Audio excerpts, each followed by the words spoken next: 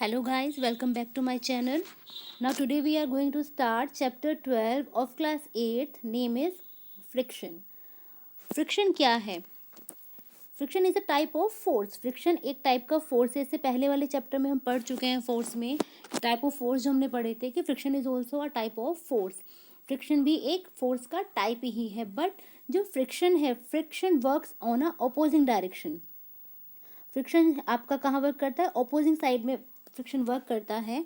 और ये कब आपका आप फ्रिक्शन को महसूस करते हैं? When one body is lying on the another body और is trying to move on the surface of the another body. ये जब दूसरी बॉडी के ऊपर या तो कोई ऑब्जेक्ट आपका रखा हुआ है या वो दूसरी बॉडी के ऊपर मूव करना चाहता है तो वी फील फ्रिक्शन. ये फ्रिक्शन फील होता है, महसूस होता है. As you can see in the picture also is a swimmer. ये एक आदमी है, ये स्विम करना चाह रहे हैं. तो ये क्या करना पड़ेगा? इन्हें फोर्स अप्लाई करना पड़ेगा कुछ. और फोर्स क्यों अप्लाई करना पड़ेगा? क्योंकि जो वाटर है, वाटर उनको अगर वो फोर्स नहीं लगाएंगे तो पानी जो है, पानी जो फ्रिक्शन प्रोड्यूस कर रहा है वो फ्रिक्शन उनको आगे जाने नहीं देगा. तो अगर इनको आगे जाना है, फ्रिक्शन को आपको डिनाई करना है, फ्रिक्शन को नेगेटिव में लाना है, तो आपको क्या करना होगा? You have to apply some force. आपको कुछ फोर्स लगाना पड़ेगा. और मैंने आपको बताया अभी कि जो फ्रिक्शन है, friction always happen on in a opposite direction. जो फ्रिक्शन है वो हमेशा आपका ऑपोजिट डायरेक्शन में लगता है. मीन्स अगर इनको इधर स्विम करना है तो फ्रिक्शन इनको इस साइड में फ्रिक्शन फोर्स आपका अप्लाई होगा. ठीक है. तो इस फ्रिक्शन को ओवरकम करने के लिए, इस फ्रिक्शन से बाहर आने के लिए ही has to apply some force. इनको अपना फोर्स अप्लाई करना पड़ेगा जिससे कि ये आगे बढ़ सके. और as you can see in the picture also कि जब हम कोई बॉल फेंकते हैं तो ये बॉल सर्टेन दूरी पे जाके, कुछ दूर पे जाके ये अपने आप से रुक जाती है ना. तो ये क्यों रुक जाती है? क्योंकि जो ग्राउंड है, जिस सरफेस पे ये मूव कर रहा है, जो ग्राउंड है, ग्राउंड भी इस बॉल के ऊपर फ्रिक्शन पावर या फ्रिक्शन फोर्स अप्लाई कर रहा है इन अ नेगेटिव डायरेक्शन. मीन्स अगर बॉल आपकी इस डायरेक्शन में मूव कर रही है तो जो फ्रिक्शन है, फ्रिक्शन इस डायरेक्शन में इस बॉल के ऊपर वर्क कर रहा है और इस वजह से ही जो बॉल है वो कुछ दूरी पे जाके रुक जाती है. अब अगर हम बात करें फ्रिक्शन की, तो फ्रिक्शन फोर्स कुछ केसेस में बहुत एडवांटेजेस होते हैं बट कुछ केसेस में वो डिसएडवांटेजेस भी होते हैं. जैसे कि आप ये पिक्चर देख रहे हैं, इसमें आपको ये शू का सोल दिखाई दे रहा है. ये जो शू का सोल है ये डैमेज हो चुका है. क्यों हो चुका है?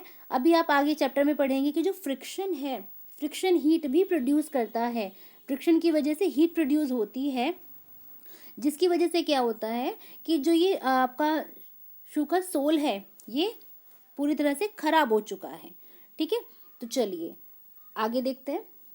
Topics to be covered: friction, causes of friction, factors affecting friction, methods to reduce friction, advantages and disadvantages of friction, fluid and fluid drag. Start with the friction now. What is in friction? As we have already discussed that friction is a contact force. Friction is a contact force. मतलब दो bodies को आपस में physically touch करना पड़ता है तब ये फोर्स नोटिस में आता है. तो what is a friction? It is an opposing force that opposes the motion of one body over another body. जैसे कि सपोज एक आपके पास ये बॉक्स है और एक ये सरफेस है. ठीक है. तो ये बॉडी दूसरी बॉडी पे मूव करना चाह रही है. आप यहाँ से फोर्स लगाते हो और ये बॉडी इस डायरेक्शन में मूव करना चाहती है. ठीक है. तो ये मूव अपने आप तो कर नहीं पाती है. You need to apply certain force, right. तो ये फोर्स क्यों लगाना पड़ रहा है आपको? क्योंकि जैसे ही दो बॉडीज आपस में टच होती हैं, there is a force that comes into play, that is a friction, that is an opposing force. तो जो इस बॉक्स को मतलब इस सरफेस को दूसरे सरफेस पे मूव करने नहीं देती. ठीक है. तो इस फ्रिक्शन को ओवरकम करने के लिए we need to apply a force. और जब ये अप्लाइड फोर्स फ्रिक्शनल फोर्स से ज्यादा होगा, then only the body is going to move. That is, the motion is produced in the body. तो फ्रिक्शन आप कह सकते हो एक सिंपल लैंग्वेज में एक अपोजिंग फोर्स है. मतलब मोशन अगर आपका इस डायरेक्शन में है तो फ्रिक्शन इस डायरेक्शन में है. ठीक है, जो मोशन को हमेशा अपोज करती है of one body over the surface of another body. So this is the friction. Now what is the reason behind the friction? देखिए, जैसे एक आपके पास ये सरफेस है, राइट, और एक आपके पास दूसरा सरफेस है. तो जैसे ये सरफेस आपस में कांटेक्ट में आएंगे तो obviously there will be a force. Obviously when they will come in contact, the force that exerted between the two is the contact force. तो हमने ये देखा कि when two surfaces are in contact with each other, then only it comes into play. So therefore it is a contact force. चाहे solid हो, चाहे liquid हो, चाहे gases हो, ठीक है, तीनों के अंदर ही ये आपके पास फ्रिक्शनल फोर्स होता है. ठीक है, तो हमने देखा कि it is maximum in case of solids and least in case of gases. ये जो फ्रिक्शनल फोर्स है, this is maximum in solids and least in gases. As you can see in the figure, there is a person who is swimming in the water. A swimmer is there, so he also need to apply a certain kind of force to swim, because he is swimming in this direction and the frictional force is in this direction. So that means liquid also exert frictional force, and for that you need to apply force. तभी आप उस frictional force को overcome कर पाओगे और आप move कर पाओगे. Likewise, you can see birds flying in an air. They also need to apply certain kind of force, because air also exert friction. That means there is a frictional force exerted by air also. No matter कि भी किसके अंदर ज्यादा है या किसके अंदर कम है, चाहे एयर है, चाहे आपके पास सॉलिड है, चाहे आपके पास लिक्विड है, तीनों के अंदर ही फ्रिक्शनल फोर्स है. सॉलिड में मैक्सिमम है और एयर के अंदर मिनिमम है, but still all of them have a certain kind of friction and we need to apply a force in order to overcome that frictional force. Now what is the cause behind the friction? जैसे कि suppose एक surface आपके पास ये है, ठीक है, और एक सरफेस आपके पास ये है. देखने में तो ये स्मूथ लग रहे हैं, प्लेन सरफेस लग रहे हैं, पर अगर आप इनको देखोगे तो आपको पता लगेगा the surface that appears to be smooth are actually not smooth. They contain ridges and grooves. These, ये जो अपर रेस स्ट्रक्चर्स हैं, दीज आर रिजेस जो कि ऊपर की तरफ एलिवेटेड है, और जो नीचे की तरफ झुके हुए हैं, these are grooves. So you can say that the surface that appears to be smooth are not actually smooth. They contain ridges and grooves. तो ऐसे सरफेस जब आपस में कांटेक्ट में आते हैं, टच होते हैं, तो इनके रिजेस और ग्रूव्स आपस में इंटरलॉक हो जाते हैं. क्या हो जाते हैं? इंटरलॉक. इंटरलॉकिंग करके ये सरफेस आपस में with respect to other move नहीं कर पाते, क्योंकि लॉक हो गए ना. जैसे आप फिंगर्स, दोनों हाथ की फिंगर्स को टाइटली अपने एक दूसरे की फिंगर्स में फंसा लो तो they get locked, so the motion is opposed. तो उसी तरीके से ये लॉक हो जाते हैं. As you can see that they have rigid grooves. When they come in contact they get lock in this way. So you need to apply force here in order to overcome this friction. So here the friction comes into notice. So that means the surface that appears to be smoother are actually fake. They are not smooth. They possess some irregularities called as ridges and grooves. So when these kind of surfaces comes in contact, their ridges and grooves get interlocked. आपस में interlock हो जाते हैं, and friction comes into notice because motion is opposed. So this is what is the friction, opposing force that opposes the motion. So as you can see that the ridges and grooves, this is an interlocking. When they get interlocked, and then you need to apply force in order to overcome them. And moreover, force of friction always act in an opposite direction. Suppose the motion is in this direction, friction acts always in an opposite direction. Right. So आपको ये जानना है कि जो अगर body move इस direction में कर रही है तो फ्रिक्शन ऑपोजिट डायरेक्शन में लग रहा है.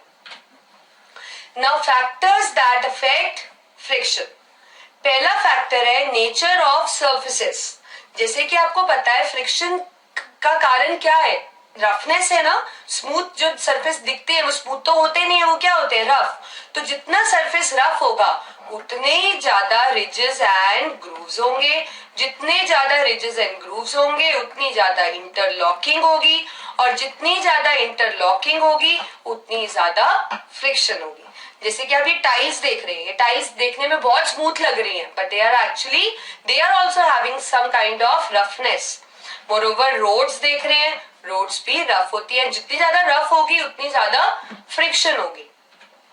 Second is weight. More is the weight of the body, more is the friction. Suppose एक सरफेस पे बॉक्स देख रहे हो आप, जितना ज्यादा वेट होगा उतना ज्यादा आप कह सकते हो इंटरलॉकिंग अच्छी होगी और उतनी ज्यादा फ्रिक्शन होगी। Third we have surface area of contact. अब देखिए, जैसे आपके पास एक ये बॉडी है और एक सरफेस दूसरी बॉडी का ऐसे है, तो इनपे कॉन्टैक्ट सिर्फ इतना है ना, और ऐसे ही एक सरफेस ऐसा है और इसके अंदर दूसरा सरफेस ऐसा है, तो आप देख रहे हो कि इसके अंदर कॉन्टैक्ट कितना है, तो कॉन्टैक्ट किसके अंदर ज्यादा है? ऑब्वियसली इसके अंदर ज्यादा है। तो ज्यादा कॉन्टैक्ट का मतलब है इंटरलॉकिंग किसमें ज्यादा है? ऑब्वियसली इसमें ज्यादा है, इसमें तो कम है ना, because surface area of contact is very less. So obviously the friction will be more in the region where the interlocking is the maximum. So more is the surface area, more is the friction. Right? As you can see here, the boy, this child is just trying to pull his toy. तो इसमें wheels लगे हैं नीचे, तो wheels means ये वाली friction है, ये आपके पास surface है, उस पे wheels चल रहे हैं. So this kind of friction is less because the surface area in contact is less between two bodies, and so interlocking will be comparatively less और friction भी कम होगी. Now how one can reduce friction? Right? We can reduce friction by making the body streamlined. Streamlined का मतलब होता है कुछ इस तरीके से, narrow from ends, wider from middle. कोनों से पतली और बीच में से मोटी, जैसे कि फिश होती है आपके पास, फिश की बॉडी भी तो स्ट्रीमलाइंड होती है ना, तो अगर ऐसा होगा, स्ट्रीमलाइंड बॉडी होगी, तो जो एरिया होगा वो कम हो जाएगा और फ्रिक्शन भी कम लगेगी उस पे। इसीलिए जो कि आपको पता है कि भी जो फिशेस है वो पानी के अंदर रहती है, so in order to this thing reduce the friction, there body, this is an adaptation कि उनकी बॉडी स्ट्रीम लाइंड होती है, narrow from ends and wider from middle. Next, converting into wheels. We can reduce friction by converting into wheels. जैसे कि अभी हमने discuss किया कि जब कोई सरफेसेस इस तरीके से होंगे तो इनके बीच पे इंटरलॉकिंग भी ज्यादा होगी, लेकिन अगर सरफेस आपका ऐसा होगा तो सरफेस एरिया ऑफ कॉन्टैक्ट कम होगा तो फ्रिक्शन भी कम होगी। So we can convert into wheels, that means wheels have rolling friction or rolling kind of friction, and rolling friction is always less because surface area of contact is less, so friction is comparatively less. And moreover, by polishing surfaces, क्योंकि आपको पता है कि जो roughness है, roughness is the cause of friction, है ना, तो आप रफनेस को अगर कम करना चाहते हो, you can polish the surface. Polish करने से क्या होगा? फ्रिक्शन कम हो। Now advantages and disadvantages of friction. Friction के बहुत सारे फायदे भी हैं और फ्रिक्शन के बहुत ज्यादा नुकसान भी है। So let us focus now on that. Advantages of friction, it enable us to write on paper. आप जो पेपर पे लिख पाते हैं that is just due to friction, क्योंकि अगर फ्रिक्शन नहीं होती तो पेन आपका स्लिप होता उसके ऊपर, ठीक है, तो आप लिख नहीं पाते। It enable us to hold pen. आप पेन को पकड़ रहे हैं, जैसे कि आप देख रहे हैं कि इन्होंने पेन को पकड़ रखा है, सो अगर फ्रिक्शन होती है तभी पकड़ रखा है, अगर फ्रिक्शन नहीं होती तो पेन स्लिप हो जाता, ठीक है। It enable us to walk, we can properly walk और run on a ground just because of friction, right. It hold screw in wood, जैसे कि कोई वुड है, इसके अंदर आप स्क्रू डाल रहे हो, तो क्योंकि स्क्रू पे फ्रिक्शन लग रही है स्क्रू और इसमें, और तभी ये यहाँ पे होल्ड रहता है, ये मोशन में नहीं आ पाता है। It allow dishes to stand on table and many more. जो भी चीज आप जहां पे भी रखते हो वो वहीं पे रहती है, किस कारण? फ्रिक्शन करके, क्योंकि मोशन अपोज होता है और मोशन तब तक नहीं होता जब तक आप खुद फोर्स नहीं लगाते और वो लगाया हुआ एक्सटर्नल फोर्स फ्रिक्शनल फोर्स को ओवरकम नहीं कर पाता, तब तक मोशन प्रोड्यूस नहीं होता। So it allows dishes to stand on table and many more things to remain at their own place. So we can say that friction is an necessary evil, क्योंकि friction के कारण आप कितना कुछ कर पा रहे हो, so obviously it is a necessary evil. Now disadvantages of friction. देखिए किसी चीज के एडवांटेजेस होते हैं तो on the other hand you have disadvantages also. Some energy is always wasted in overcoming friction. जैसे कि अगर हम इस मशीन की बात करें, इस मशीन को चलाने के लिए हमें फोर्स लगाना पड़ रहा है ना, कुछ फोर्स तो यूज हो रहा है फ्रिक्शन को ओवरकम करने के लिए, और बचा हुआ जो एनर्जी है that is converted into a useful work. So you can say that some amount of energy is always wasted in overcoming the frictional force. It cause wear and tear of sole of the shoes. आपको पता है, आप अगर कोई सुंदर सा footwear लेकर आते हैं तो कुछ अगर आप उसको रेगुलरली पहनते हैं तो उसका सोल टियर हो जाता है. क्यों? क्योंकि फ्रिक्शन करके whenever the sole comes in contact with the surface of the roads or tiles, anything, so obviously friction comes into play. So due to that friction, the tear of sole of the shoes also take place. Friction, जब भी कभी दो bodies आपस में रब होती हैं, touch तो होती है ना, टच होती है तो रब होती है, तो उससे हीट इज प्रोड्यूस्ड. तो ये जो हीट प्रोड्यूस होती है, it can damage the rubber parts of machines also. आपको पता है मशीन्स के अंदर रबर एक्सेसरीज भी यूज होती हैं, पार्ट्स, तो हीट से रबर पार्ट्स डैमेज हो सकते हैं.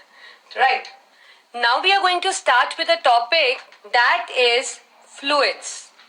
तो सबसे पहली बात हम ये जानेंगे कि फ्लूइड्स होते क्या है. Fluids are actually those which can flow. Fluids किसको कहते हैं? Those substances which can flow, they are called as fluids. अब आपको पता है 3 स्टेट्स है हमारे पास मैटर की, सॉलिड, लिक्विड और गैस. अब आपको पता है सॉलिड्स तो फ्लो करता नहीं है. क्यों करते नहीं? क्योंकि उनके पार्टिकल्स बहुत पास होते हैं तो वो फ्लो कर ही नहीं पाते हैं. जो लिक्विड्स है उनके अंदर पार्टिकल थोड़े थोड़े दूर होते हैं, so they can flow up to a certain amount. जो गैस है उनके अंदर तो पार्टिकल्स बहुत ही दूर है, स्पेसेस हैं, तो obviously they can just flow down. तो दैट मीन्स तीनों स्टेट ऑफ मैटर में से सिर्फ लिक्विड्स एंड गैस है which can actually flow. So what are fluids? Those substances which can flow, that is liquid and gas, they are considered to be fluids. तो fluids किनको बोलते हैं हम? Liquids और गैसेस को, क्योंकि सॉलिड्स तो फ्लो कर नहीं पाते हैं. ठीक है, तो out of 3 states only liquid and gas can flow. They have the ability to flow, so therefore they are called as fluids. अब हमने ये देखा कि जो फ्लूइड्स हैं वो भी फोर्स ऑफ फ्रिक्शन दूसरे ऑब्जेक्ट्स पे एक्सर्ट करते हैं. कौन से ऑब्जेक्ट्स पे? जो उनके अंदर मूव करने लगते हैं. सपोज आपके पास ये पानी है, पानी के अंदर अगर कोई ऑब्जेक्ट मूव करना चाहेगा, so it will actually experience the force of friction. Similarly in gas also, जैसे कि आपको पता है आपके आसपास एयर है, if you try to move your hand in air तो आपको फोर्स तो लगाना पड़ेगा ना, because there is a frictional force in the air which will not let the hand move on its own.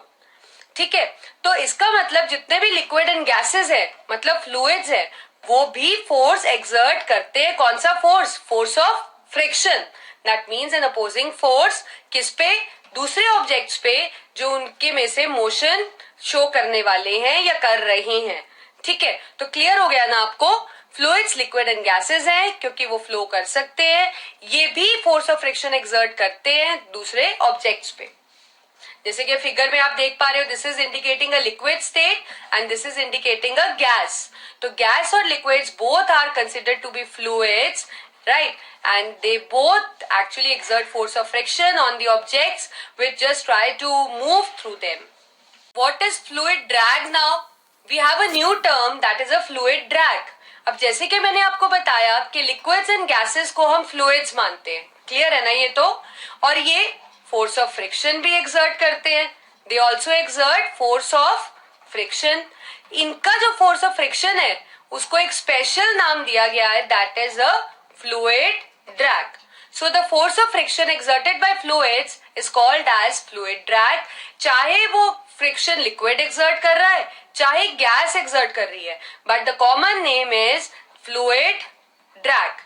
means the force of friction exerted by the liquids and the gases because they are called as fluids.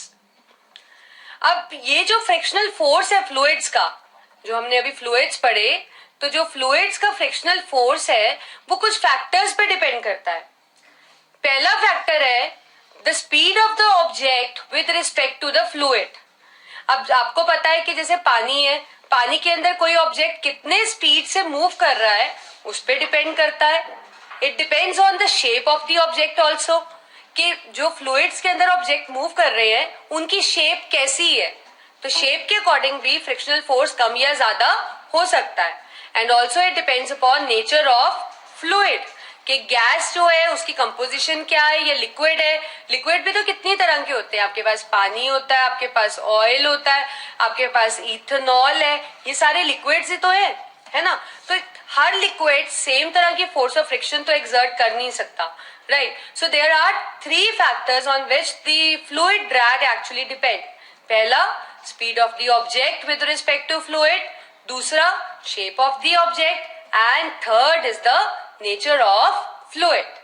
So let us discuss that how the frictional force depend upon these factors. तो पहला हम करते हैं the speed of the object with respect to fluid. अब आप देखिए, जैसे कि आप देख पा रहे हो, ये swimmer is just trying to swim in water, है ना. तो जितनी ये ज्यादा स्पीड से मूव करना चाहेंगे उतना ज्यादा इनको ऑपोजिशन मिलेगा, मतलब उतना ज्यादा फोर्स ऑफ फ्रिक्शन होगा, और उसको ओवरकम करने के लिए इनको उतना ही ज्यादा एक्सटर्नल फोर्स लगाना पड़ेगा, तभी तो ये मूव कर पाएंगे. So that means more is the speed of the object, more is the friction, और we can say less is the speed of the object, less is the friction offered by the fluids. Second चीज ये है कि depend करता है shape of the object पे, क्योंकि आपको पता है कि फ्रिक्शन का मेन बात है कि भी सरफेस ऑफ एरिया कांटेक्ट में कितना ज्यादा है. हो सकता है कि शेप ऐसी हो कि सरफेस एरिया ऑफ कांटेक्ट बहुत ज्यादा हो, इंटरलॉकिंग भी बहुत ज्यादा हो जाए और ऑपोजिशन भी बहुत ज्यादा हो जाए. हो सकता है कि शेप ऐसे हो कि एरिया ऑफ कांटेक्ट बहुत कम हो और इंटरलॉकिंग भी कम हो और फोर्स ऑफ फ्रिक्शन भी कम लगे. हो सकता है ना दोनों बात. So it depends upon the shape of object also. अब जैसे कि आप फिगर में देख पा रहे हैं, दिस इज अ बोट. आपको पता है जितनी भी बोट्स होती हैं they actually are of same shape like this, they are actually shape like this, and you know the what is the name for this shape, it is called as streamlined. आपको पता है इनको इस shape का क्यों बनाया जाता है? ये आप सोच रहे होंगे कि जैसे फिशेज होती है, फिशेज की भी तो ऐसी शेप होती है. These shapes are actually, you can say, specially designed, and these are called as streamlined shape. Streamlined shape का मतलब है surface area of contact कम कर देते हैं ताकि friction भी कम हो जाए. तो shape पे कैसे depend करता है? More is the surface area of contact and more is the friction. Third is the nature of fluid. Nature of fluid. अब आप देखिए कि nature of fluid पे कैसे depend करता है. हो सकता है कि आपके पास फ्लूइड ऐसा हो जिसमें पार्टिकल्स थोड़े ज्यादा पास हो. अब ज्यादा पास होंगे तो आपको पता है डेंसिटी क्या होगी, ज्यादा हाईली डेंसर होगा ना वो, और फ्रिक्शन भी ज्यादा होगी. अब ऐसे ही अगर पार्टिकल थोड़े ज्यादा दूर होंगे तो क्या होगा, डेंसिटी लेस होगी तो फ्रिक्शन भी कम होगा. अब जैसे कि आप फिगर में देख पा रहे हो, पानी और आपके पास ऑयल है. आपको दिख रहा है ना अपर सरफेस में क्या है, oil, because oil is lighter than water, और लोअर सरफेस में क्या है आपके पास, वाटर. तो इसका मतलब ऑयल और वाटर की डेंसिटी में तो डिफरेंस है. ऑयल जो है वो लाइटर है, मतलब कम डेंसर है ना, और जो वाटर है वो ज्यादा डेंसर है. अब अगर कोई ऑब्जेक्ट ऑयल में से मूव करना चाहेगा तो उसकी डेंसिटी अलग होगी, उसमें अपोजिंग फोर्स अलग होगा, और अगर कोई पानी में से फ्लो करना चाहेगा तो क्योंकि वो ज्यादा डेंसर है, उसके पार्टिकल ज्यादा पास है, तो फ्रिक्शनल फोर्स भी ज्यादा होगा. So that means it depends on the nature of fluid also. More the particles are closer, more is the density and more is the friction offered. Now to reduce fluid drag certain steps can be taken. मतलब अगर आप fluids की वजह से जो friction हो रही है उसको कम करना चाहते हो, we can actually take certain steps. The first is this, that objects are given a special shape. जो ऑब्जेक्ट्स फ्लूइड्स में मूव करने वाले हैं उनको हम एक स्पेशल शेप असाइन कर सकते हैं and that shape is called as streamlined. ठीक है, जैसे कि आपने देखा है कि जितने भी एक्वेटिक एनिमल्स होते हैं उनकी शेप भी ऐसे होती है, बोट्स भी इसी तरीके की होती है ना. ऐसे ही एयर में उड़ने वाले बर्ड्स की भी शेप कुछ इसी तरीके से होती है ना. तो क्या रहता है कि ये जो शेप है ये एक स्पेशल शेप है जिसका नाम है स्ट्रीमलाइन्ड. ऐसी शेप करने से जो फ्लूइड ड्रैग है, जो फ्लूइड्स की वजह से फ्रिक्शन है, वो थोड़ी कम हो जाती है. तो what do we mean by streamline shape? It is the shape which is narrow from ends. मतलब इस तरीके से होती है, narrow from ends and wider from middle. कोनों से पतली और बीच में से थोड़ी वाइड होती है, ऐसी शेप को हम बोलते हैं स्ट्रीमलाइन. अब देखिए जितना भी चीजें वाटर के अंदर या एयर के अंदर मूव करती हैं उनकी शेप्स इसी तरीके से डिजाइन करी जाती है. बोट जैसे कि आप फिगर में देख पा रहे हो, this is also a streamline shape. Now we have a question that why birds and fishes have streamlined body. Birds आपको पता है एयर में उड़ते हैं और फिशेस आपको पता है वाटर के अंदर तैरती हैं, तो इनकी एक स्पेशल शेप है दैट इज स्ट्रीमलाइन्ड बॉडी. अब स्ट्रीमलाइन किस लिए है? जैसे कि अभी हमने डिस्कस किया, they have streamline body in order to overcome the friction offered to them by fluids जैसे कि एयर और वाटर. अब स्ट्रीमलाइनिंग करने से सरफेस एरिया क्या हो रहा है? कम. और आपको पता है फ्रिक्शन सरफेस एरिया पे डिपेंड करती है ना. जितना ज्यादा सरफेस एरिया उतनी ज्यादा फ्रिक्शन, या जितना कम सरफेस एरिया उतनी कम फ्रिक्शन. तो स्ट्रीमलाइनिंग से सरफेस एरिया कम हो रहा है, इसलिए फ्रिक्शन भी कम हो रहा है. ठीक है, now we are going to start with types of friction. तो फ्रिक्शन जो एक अपोजिंग फोर्स है, जो कि आपको पता है अभी हमने डिस्कस भी किया कि it is an opposing force which opposes the motion of one body over another body, है ना. तो ये जो फ्रिक्शन है it is of 3 types: static friction, sliding friction and rolling friction. ठीक है, तो देखते हैं कि इन तीनों जो टाइप्स है, स्टैटिक, स्लाइडिंग एंड रोलिंग, तो इनके अंदर क्या डिफरेंस है. So let us start with types of friction. So the first we have is static friction. जैसे कि नाम से पता लग रहा है, स्टैटिक का मतलब है स्टेशनरी. स्टैटिक का क्या मतलब है? स्टैटिक का मतलब होता है स्टेशनरी. ठीक है, तो स्टैटिक फ्रिक्शन एक ऐसी फ्रिक्शन है जो हमें देखने को मिलती है when one body is just in contact with the other body. जब एक बॉडी सिर्फ, जैसे सपोज एक फ्लोर है आपके पास, इस पे सिर्फ बॉक्स पड़ा हुआ है, कोई रिलेटिव मोशन नहीं है कि बॉक्स फ्लोर के हिसाब से कोई चल नहीं रहा है, या फ्लोर में तो आपको पता है मूवमेंट कुछ ऐसा होता नहीं है. So that means there is no relative motion between the two, but the two surfaces are just in contact with each other. अब आपस में कॉन्टैक्ट में है तो ऑब्वियसली इंटरलॉकिंग तो होगी ना, और इंटरलॉकिंग होगी तो हमारे पास फ्रिक्शन भी आएगा, मतलब एक ऑपोजिशन मोशन में. सो this is what is a static friction.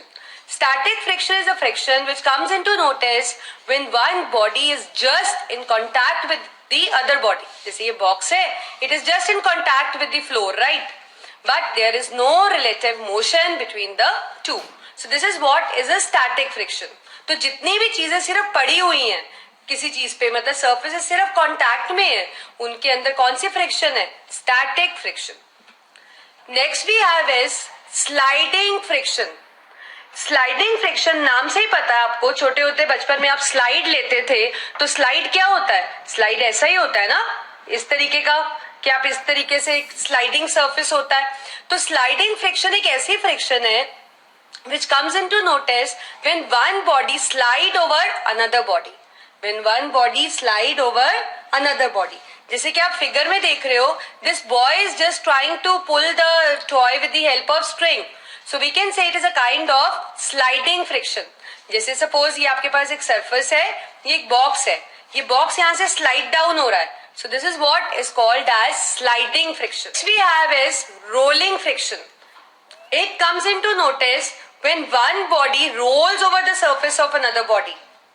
अब ये फिगर आप देख रहे हो ना, तो इस फिगर में the skates are like provided with rollers. Rollers है ना इनके अंदर, तो जब ये रोल करेंगे there is small area of contact between the two. So this kind of friction when one body rolls over the another body is called as rolling friction. अब आपके पास 3 फ्रिक्शंस आ चुकी है. वन इज स्टैटिक, आप पढ़ चुके हो, other is sliding, और एक आपने पढ़ी रोलिंग फ्रिक्शन, है ना. अब देखते हैं एक बार दोबारा से. स्टैटिक के अंदर जैसे बॉक्स यहाँ पे सिर्फ पड़ा था, स्लाइडिंग के अंदर सपोज ये बॉक्स है, it is just going to slide down, कोई चीज स्लाइड हो रही है. जैसे रोलिंग के अंदर one body just rolls over the another body, है ना. तो आप देखो तीनों केस में किसके अंदर एरिया ऑफ कॉन्टैक्ट ज्यादा दिख रहा है आपको. Obviously it is more in static ना. स्टैटिक के अंदर एरिया ऑफ कॉन्टैक्ट इज मोर. आपको पता है area of contact is a factor which actually affect the magnitude of friction. जितना ज्यादा एरिया ऑफ कॉन्टैक्ट होगा उतनी ज्यादा इंटरलॉकिंग होगी और उतनी ज्यादा फ्रिक्शन होगी. So static friction is a type where the area of contact is more, is much. So there will be more interlocking, more opposition, that means more friction. So static friction is always higher in its magnitude. But if we talk about rolling, तो rolling के अंदर क्या है, area of contact बहुत छोटा सा है. So obviously when small area is in contact with the other body, then interlockings भी कम होंगी, और इंटरलॉकिंग्स अगर कम होंगी तो फ्रिक्शन भी कम होगा, opposition this thing opposing force भी कम होगा. So that means rolling friction is minimum in magnitude, और अगर हम बात करें स्टैटिक की, it is maximum in the magnitude. So this is what is static, sliding and rolling friction. Thank you.